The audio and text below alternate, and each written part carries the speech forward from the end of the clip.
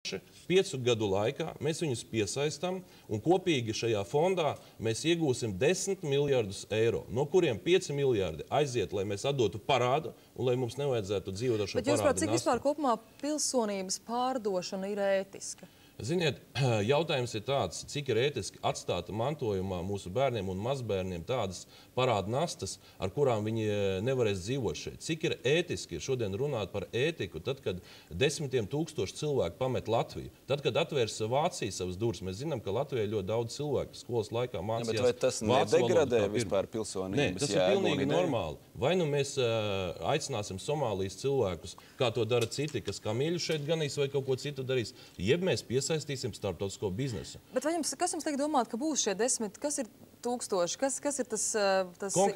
Konkrēts piemērs, jā. Drošība šodien ir viens no aspektiem, ko Latvija var piedāvāt. Bet, piemēram, Latvijas iedzīvotāji daudzi speciāli, piemēram, mammīgas brauc dzemdēt uz Zviedriju, tāpēc, ka vēlas bērniem turienes pilsonību. Bet kas jums liek domāt, ka kāds gribēs braukt šeit? Iegūstot Latvijas pilsonību, cilvēki iegūst Eiropas Savienības pilsonību. Te iet runa par Eiropas Savienību. Cilvēki neskatās uz Latviju vairs kā uz Latviju.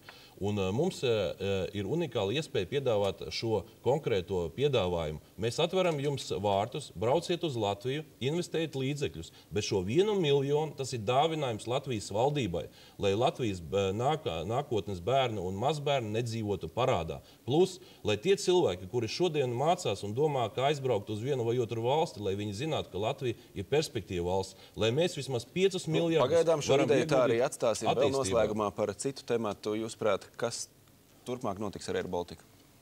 Man ir grūti pateikt, jo pēdējo 2 gadu laikā, kopš Dombrovska valdība strādā, ir bijušas diezgan daudz peripētīs šajā nozarē. Man ir jāizsaka nožēla, ka joprojām nav uzsākta jaunā termināļa būvniecība. Man jāsaka nožēla, ka tiek runāts par vecā termināļa paplašināšanu, kurš morāli tehniski jau ir novecojis, tur ir griezti zemi. Tūlīt būvēšot jauno? Es domāju, ka šodien ir nepieciešams tomēr redzējums un ticība tam, ka Rīgas lidosta var kļūt par starptautisko lidojumu centru. Un tad, kad es runāju par 30 miljoniem pasažieru nākotnē, tad, diemžēl, daži cilvēki pat necentās izprast, par ko ir runa. Es nekad neesmu piedāvājis uzreiz būvēt uz 30 miljoniem. Es piedāvāju plānot, un tā attīstība varētu būt 1. posms, 2., 3.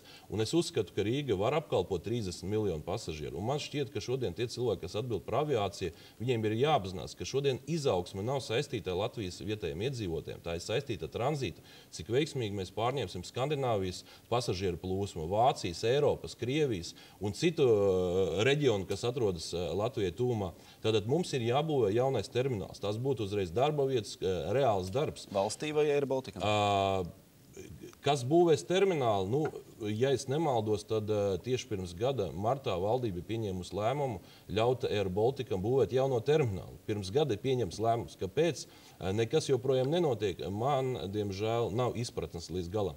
Bet šķiet, ka tā nozara, kurā mēs ļoti veiksmīgi esam attīstījušies, sāk bremzēt, jo tūlīt vasarā esošais termināls būs pārpildīts, būs neērts, cilvēki atteiksies lidot savu Rīgu, līdz ar to mēs zaudēsim iespēju attīstīties, un mēs skatāmies, Lietuva samazina tarifus, Rainairs un citas aviokompānijas sāk lidot no Viļņas, un ticiet man, ja šodien lietuvieši, igauņi lidot savu Rīgu, pēc kāda laika Latvijas iedzīvotāji brauks ar mašīnām vai kā savādāk ar autobusiem uz Tallinu vai Viļņu, ja Rīga neattīstīsies. Un tieši tāpēc es gribētu novēlēt tomēr Dombrovska kungam un Auguļa kungam, kur ir atbildīgi par šī lēmuma izpildi, pēc iespējas ātrāk uzsākta šī jaunā termināļa būvniecību un noticēt tam, ka vismaz šajā nozarē Latvija tiešām var veiksmīgi attīstīties, jo mēs esam pierādījuši, ka krīzes laikā tā bija viena no retajām nozarēm, kas auga ar 15–20% pieaugumu katru gadu. Un šodien apšaubīt to, ka mēs nevaram attīstīties, man šķiet, tas ir nepareizi, un tieši tāpēc es ceru, ka tomēr tas valdības lēmums, kurš ir pieņems, viņš tiks pildīts, un ka Latvija vismaz šajā nozarē tiešām varētu kļūt par aviācijas lielvalsti visā šajā